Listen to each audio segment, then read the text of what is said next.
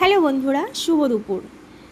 স্নান করেই চলে এসেছি আর চুলটা না খুলে যাচ্ছিল, যার কারণে চুলটা একটু হাত দিয়ে উপরে পেঁচিয়ে রাখছিলাম। ছেলের খুব খিদে পেয়েছে, সকালে তেমন কিছু খাইনি, তো তাড়াহুড়ো করে এসেছি। তো রান্নাঘরে চুল ছাড়াটা ঠিক নয়, তো স্কিপ করে যেও একটু প্লিজ, বাজে কমেন্টস করো না, কারণ রান্নাঘরে চুলে হাত দিচ্ছি যে দিয়ে চুল খুললেই মানে এখন তো জানো চুল মানে পড়তেই আছে।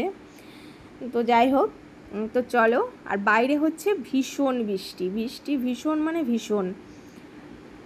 আর ছেলেকে খেতে দিয়েছি, ওর খিদে পেয়ে গেছিলো, সকালে তেমন কিছু খাইনি তো। আর ও ক্যামেরার সামনে ও খুব একটা পছন্দ করে না জানো, ওই ক্যামেরা ধরলেই না করে চিল্লাই ওঠে। তো চলো একটু রান্না শেয়ার করি, তেমন তো শেয়ার করা হয় না। এটা করেছি কাতলা মাছ দিয়ে আলু দিয়ে ঝোল, কারণ স্পেশাল মানুষ আমার হাজব্যান্ড আসে, প্রিয় মানুষ আসলে তো প্রিয় কিছু রান্না করতেই হবে। এটা করেছি পাবদা মাছের ঝাল, কারণ আমাদের বাড়ি মশলা তেল মশলা একটু কম চলে, সর্ষে বাটাটা কেউ তেমন খায় না। আর এটা করেছি দারুণ টেস্টি, কচুরলতি আর চিংড়ি মাছ, হেভি টেস্টি হয়েছিল। আমি একটু খেয়েছিলাম আর কি, টেস্ট করেছিলাম রান্নার সময়।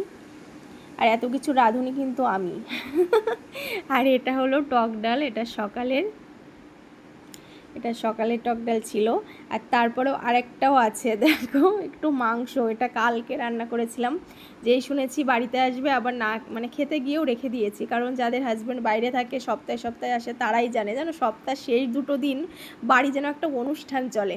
আমাদের বাড়িতেও ঠিক তাই, কারণ মানে শুক্রবারে ও আসে আর শনি রবিবার যেন বাড়িতে একটা অনুষ্ঠানের মতন অনেক কিছু রান্নাবান্না হয়। এই যে বৃষ্টি হচ্ছে আর আমি ওকে স্টেশনে আনতে যাব, তো চলো টাটা।